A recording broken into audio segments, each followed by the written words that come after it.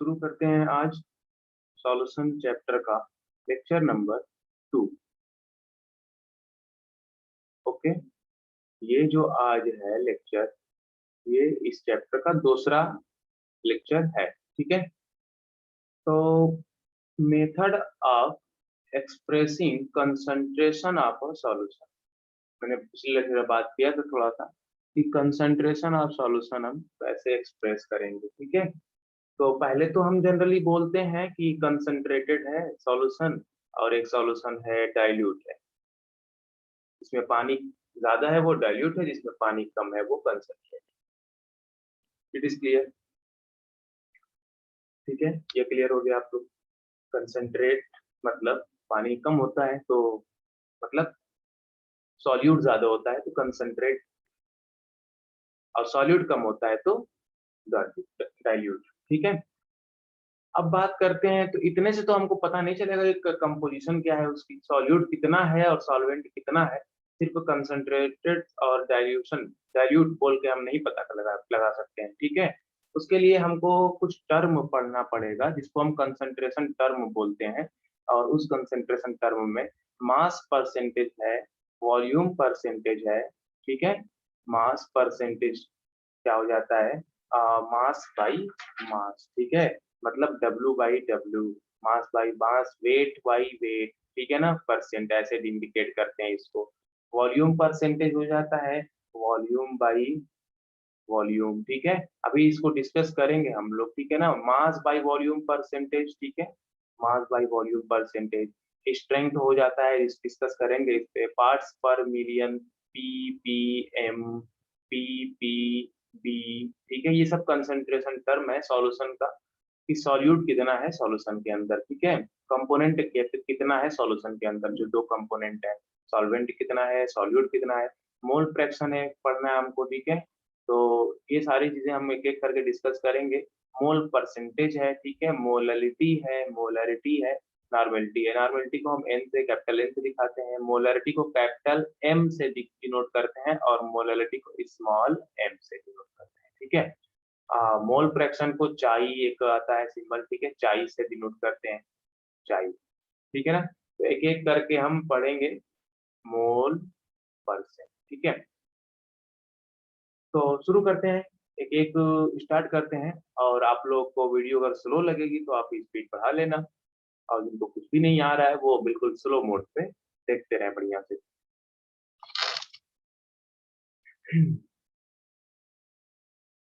ठीक है, तो पहला स्टार्ट कर देते हैं हम, mass percentage.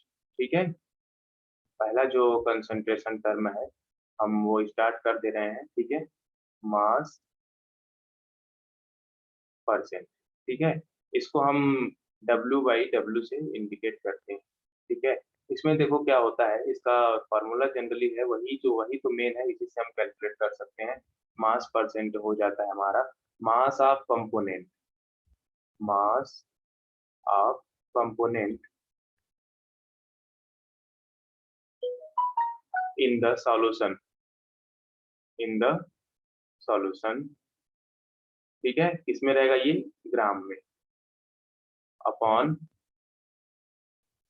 Mass of solution. क्या हो जाएगा ये बेटा, मास ऑफ सॉल्यूशन। ठीक है, ये भी किसमें रहेगा, ग्राम। तो इससे ये एक्सप्रेस करेंगे। अब ये कंपोनेंट में क्या हो सकता है बेटा, सॉल्यूट हो सकता है या तो सॉल्वेंट हो सकता है। ठीक है, हाँ, अगर एग्जांपल लें हम, ठीक है, मतलब ये बता रहा है कि 100 ग्राम में, परसेंट है ना, परसेंट मतलब 100 में। ठीक है, इंटू 100, सॉरी 100 कितना तो बोल ही गया, mass of component in the solution upon mass of solution into 100। ठीक है, 100 में हम निकाल रहे हैं, तो हमें 100 में मतलब 100 ग्राम में कितना ग्राम सॉल्यूट है, ये चीज एक्सप्रेस हो सकता है इसको। जैसे अगर मैं बात करूं कि 10% ग्लूकोज,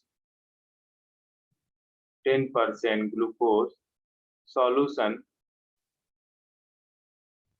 बाई मास। देखो, ये जो मास परसेंट है ना, अगर क्वेश्चन में इंडिकेट नहीं रहेगा कुछ भी, बस बोल देगा 10% ग्लूकोज है, ग्लूकोज है, तो हम मान लेंगे वो बाई मास है, ठीक है ना, बाई मास है। अगर मास दिया रहेगा तो मास में मानेंगे, नहीं दिया रहेगा तो हम मास वाले में मान लेंगे, W/W मान के हम सॉल्व करेंगे, ठीक है। तो इसका मतलब ये हो जाता है मेरे प्यारे बच्चों, इसका मतलब ये हो जाता है 10 ग्राम जो ग्लूकोज है वो कितने सॉल्यूशन में है, इन 100 ग्राम ऑफ सॉल्यूशन, ठीक है। अगर वो वाटर है, ठीक है, तो सॉल्वेंट कितना हो जाएगा, मान लो कि सॉल्यूशन तो पूरा 100 ग्राम हो गया ना, तो हमको पता है अगर कि हमको सॉल्वेंट निकालना रहे, सॉल्वेंट कितना होगा, तो सॉल्यूशन से हम सॉल्यूट माइनस कर देंगे तो हमको क्या निकल जाएगा, क्योंकि सॉल्यूट प्लस सॉल्वेंट क्या होता है, सॉल्यूशन होता है, तो सॉल्यूशन से हम सॉल्यूट माइनस कर देंगे तो हमको सॉल्वेंट निकल जाएगा 90 ग्राम। क्लियर है, मतलब 90 ग्राम वाटर में 10 ग्राम क्या है, ग्लूकोज है, तो सॉल्यूशन पूरा कितना हो गया, 100 ग्राम का सॉल्यूशन हो गया, ठीक है। सॉल्यूशन बोले तो इसमें सॉल्यूट प्लस सॉल्वेंट दोनों, इसमें सॉल्यूट भी रहेगा और सॉल्वेंट भी रहेगा, ठीक है ना। चलो, तो जैसे कि अगर एनसीईआरटी में एक टर्म आपका लिया होगा, कमर्शियली जो ब्लीचिंग सॉल्यूशन है, ब्लीचिंग जो सॉल्यूशन यूज होता है कमर्शियल, उसका जो आपका रेशियो है वो है 3.62%, ठीक है ना, बाई मास। ये चीज याद रखना, ठीक है, कुछ एनसीईआरटी की लाइनें होती है जो आपको याद रखनी पड़ेंगी। क्या होता है इसमें, अब sodium hypochlorite of bleaching, bleaching जो यूज होता है कमर्शियल, ठीक है, ब्लीचिंग सॉल्यूशन, उसमें क्या होता है 3.62% बाई मास ऑफ सोडियम, जो जो चीजें मैं बताऊं याद करने को, बस आप वो चीजें याद करते चलना, ठीक है। हाइपोक्लोराइड, क्वेश्चन लगाने से मतलब आपको होना चाहिए, ठीक है, इन वाटर, तो ये हमारा बन जाता है कमर्शियली ब्लीचिंग सॉल्यूशन, ठीक है। तो इसमें सोडियम सोडियम हाइपोक्लोराइड क्या होता है बेटा, NaOCl, ठीक है, ये हाइपोक्लोराइड, OCl क्या होता है, हाइपोक्लोराइड, ठीक है, NaOCl, या फिर इसको हम ऐसे भी लिख सकते हैं ना, ये नहीं कि कहीं देखो तो कंफ्यूज हो जाओ, NaOCl बता दे सर और यहाँ तो ऐसे लिखा हुआ है, दोनों बात सेम है, ठीक है, ऐसे लिख दे चाहे ऐसे लिख दे, ये सोडियम हाइपोक्लोराइड हो जाता है, ठीक है।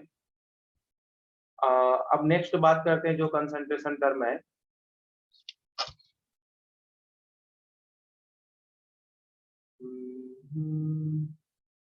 वॉल्यूम परसेंट,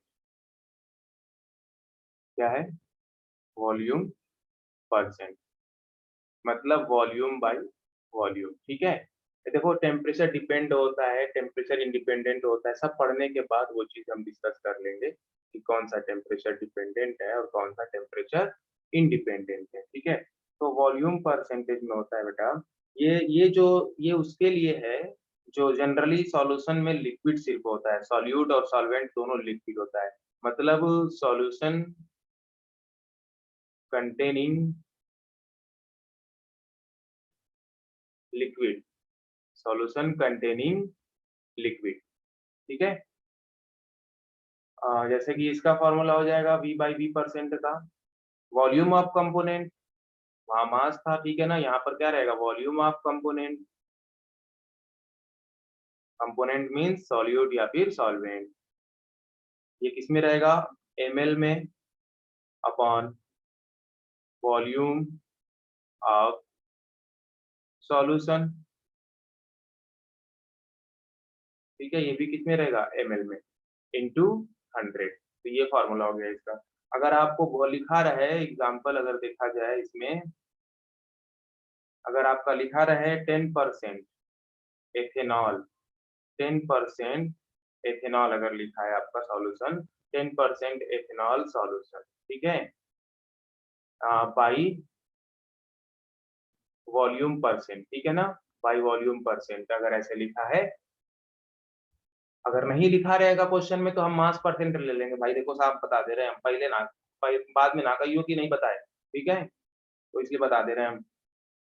तो इसका मतलब ये हो जाता है बेटा कि 10%, सॉरी 10 ml एथेनॉल जो है, 10 ml एथेनॉल जो है इज प्रेजेंट इन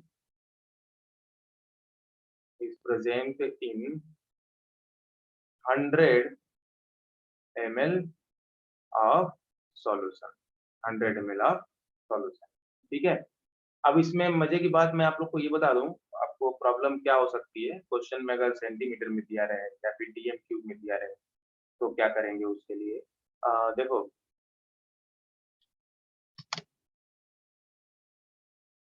हम्म, देखो, अगर आपको ये चीज याद रखना पड़ेगा, मैं बार बार बताता हूँ कि 1 centimetre cube is equal to हो जाता है 1 ml। तो जो यहाँ पे फॉर्मूला लिखा है, तो यहाँ पर सेंटीमीटर क्यूब भी हो जाएगा, नीचे सेंटीमीटर क्यूब भी हो जाएगा, तो कोई फर्क नहीं पड़ेगा। ठीक है, यही चीजें मैं बता रहा हूँ। अब देखो, तो और एक होता है 1 dm³ is equal to 1 litre. ठीक है ना, 1 dm³ is equal to 1 litre. 1 cc is equal to होता है 1 ml, वही है सेंटीमीटर क्यूब। ठीक है, सेंटीमीटर क्यूब या क्यूबिक सेंटीमीटर, इसको 1 cc भी लिख दो। ठीक है, तो ये चीज याद रखना। ठीक है ना, और 1 dm³ में दिया है तो 1 लीटर है, उसको ml में कन्वर्ट कर सकते हैं, ml से लीटर में कन्वर्ट कर सकते हैं। अब एक और चीज इस एनसीईआरटी में आपका लिखा हुआ है कि जो एथाइलिन ग्लाइकॉल होता है 35% V/V, मतलब 35% V/V जो सॉल्यूशन है वॉल्यूम परसेंट का, आप इसका, ये एक कूलेंट होता है जिसको एंटीफ्रीज बोलते हैं जनरली, एन एथिलीन ग्लाइकॉल। देखो इसका यूज क्या होता है, एथिलीन ग्लाइकॉल। ठीक है, इसको हम बोलते हैं एंटी फ्रीज। ठीक है ना, एंटी फ्रीज। अब देखो सॉल्वेंट नहीं दिया रहता तो हम उसको वाटर लेते हैं ना, तो देखो 35 ml क्या होगा, एथाइलिन ग्लाइकॉल होगा। ठीक है ना, 100 ml वाटर में। ठीक है ना, तो इसको एंटी फ्रीज बोलते हैं, या फिर हम इसको क्या बोल देते हैं, कूलेंट। देखो ये क्या होता है, जो कार होती है, ठीक है, आ, उसके इंजन को कूल करने के काम आता है। कैसे वो करेगा बता रहा हूँ, used for cooling the engine of cars. देखो, अगर हम इसकी जगह पानी डालते हैं समझो इस चीज को, देखो ये एथिलीन ग्लाइकॉल क्या होता है, इसको एक बार यहाँ पर देख लो कि जो ये होता है ना डाईऑल, आपको पता होगा इसका नेम। ठीक है, 1,2-डाईऑल क्या है ये, एथेन 1,2-डाईऑल, यही है हमारा एथिलीन ग्लाइकॉल। ठीक है ना, एथिलीन ग्लाइकॉल, एथेन 1,2-डाईऑल को बोलते हैं। तो चलो देखो इसका क्या क्या काम है इसका। जो गाड़ी होती है, जो कार्स होती हैं, इनके इंजन जो होते हैं, इनके इंजन को कूल करने के लिए ये दिया जाता है। ठीक है, इसको कूल करने के लिए, या फिर इसको हीट से प्रिवेंट करता है, बहुत ज्यादा हीट से प्रिवेंट करेगा और बहुत ज्यादा ठंडा होने से बचाएगा उसको। जैसे कि अगर बाहर का टेम्परेचर बहुत कम है, जैसे अगर वाटर का 100 डिग्री सेल्सियस पे बॉयल हो जाता है, 0 डिग्री सेल्सियस पे फ्रीज हो जाता है वाटर। ठीक है, तो अगर हम ये डाल देते हैं, जो ये एंटी फ्रीज है, कूलेंट, जो कूलेंट का यूज कर देते हैं अगर हम, तो ये क्या करता है, बॉइलिंग पॉइंट को और कम कर इसको फ्रीजिंग पॉइंट को और कम घटा देता है। ये कूलेंट क्या करता है, फ्रीजिंग पॉइंट को और घटा देता है।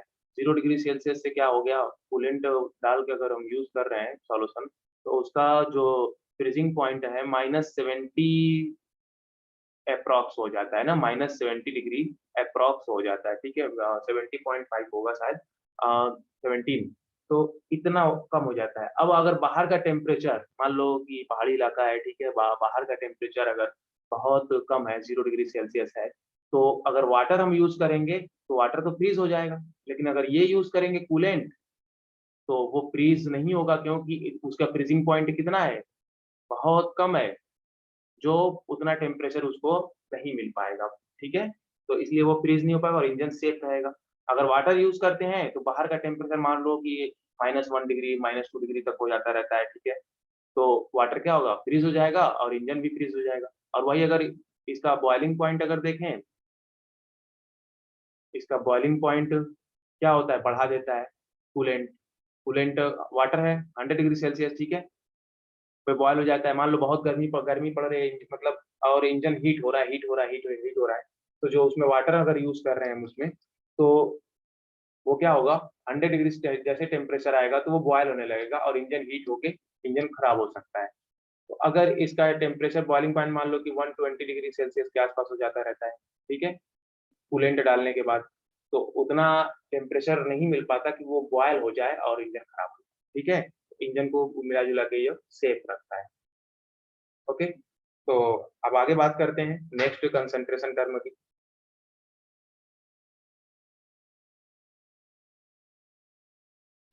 मास बाई वॉल्यूम, ठीक है, मास बाई वॉल्यूम परसेंट, इसको हम लिख सकते हैं डब्ल्यू बाई वी। वेट और मास सेम होता है केमिस्ट्री के अंदर, ठीक है। देखो ये जो जनरली मेडिसिन वगैरह के लिए यूज होती है ये यूनिट, मेडिसिन बनाने, मेडिसिन पे लिखा रहता है, आप लोग देखना डब्ल्यू बाई वी लिखा रहता है, ठीक है।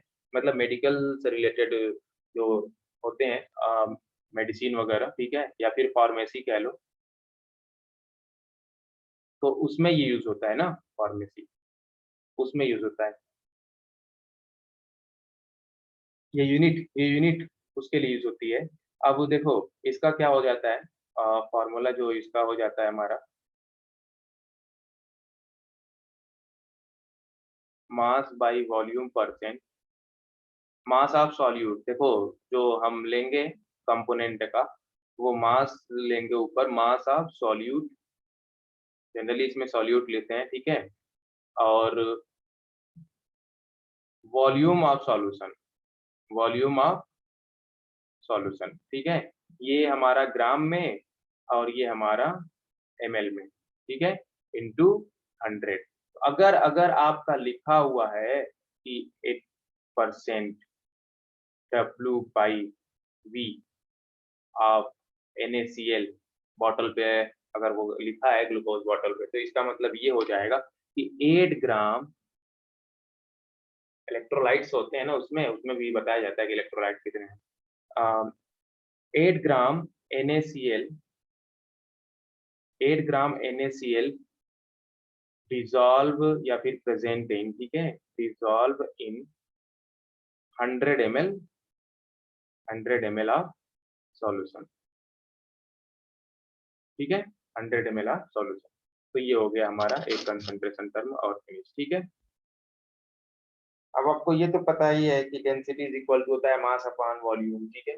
तो अगर हमको मास पता है, वॉल्यूम पता है, तो डेंसिटी निकल जाएगा, डेंसिटी पता है, मास पता है, तो वॉल्यूम निकल जाएगा, ठीक है ना। आगे बढ़ते हैं।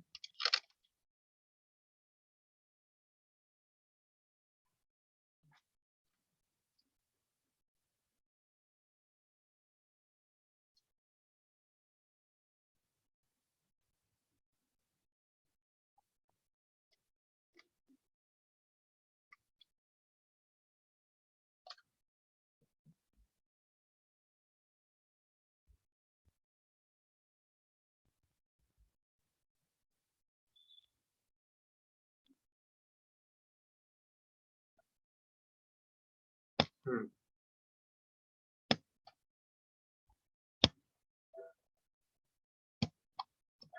तो बस थोड़ा सा, हम्म, ठीक है।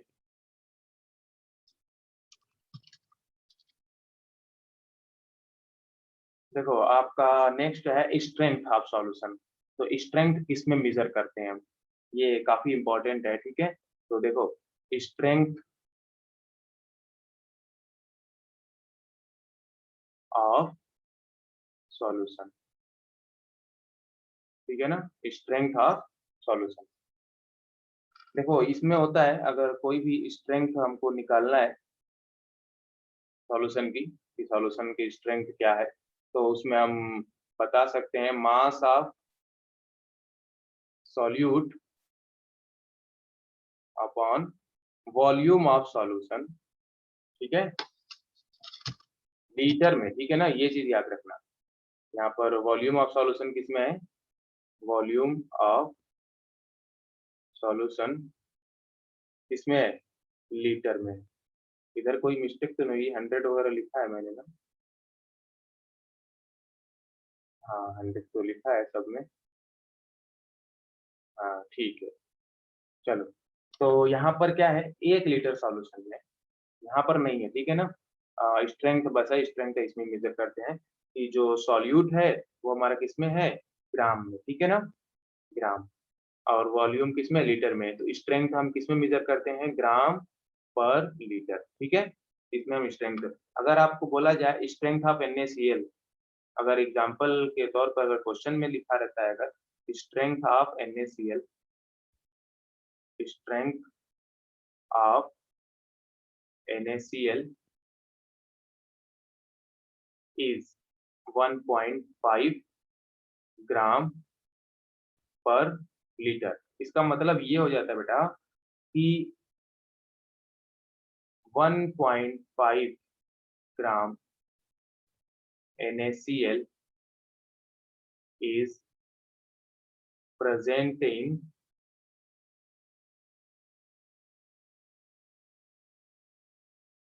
1 litre of solution, 1 litre of solution, ठीक है? चलो आज के लेक्चर में इतना ही। नेक्स्ट लेक्चर में हम बात करेंगे कि बाकी जो कंसंट्रेशन टर्म बचे हुए हैं।